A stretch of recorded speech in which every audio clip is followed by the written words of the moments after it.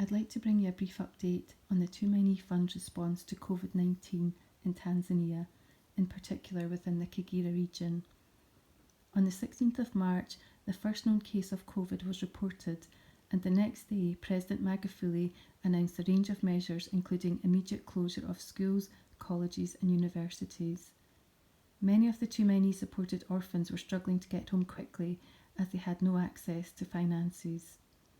There were also very real concerns at the time that some girls may find themselves in compromising situations in order to release funds. So an initial priority in March was to send emergency funds to support students getting home safely.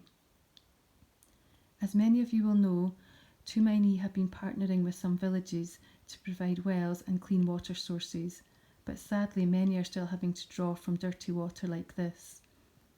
We know the World Health Organization are encouraging very frequent hand washing, but this is hard when you live so remotely and far from water sources, clean or not. And so currently, staff are trying to help families set up very basic tippy taps in villages. This one here is being demonstrated by Bashiri, himself a Tumaini supported orphan, who just graduated a few weeks ago as a community development officer and is now back volunteering with the fund.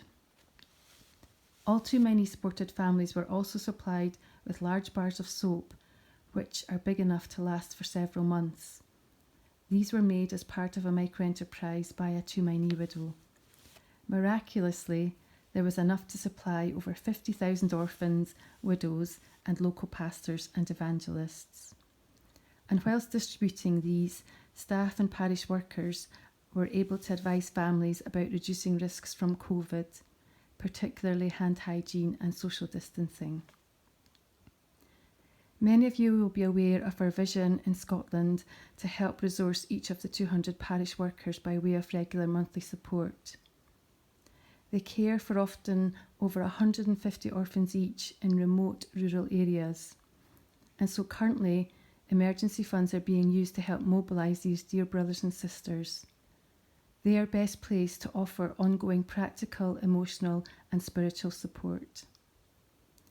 So far, each have been issued with boots, jackets and cheap mobile phones in order to contact social workers and coordinators quickly, especially should everything lock down.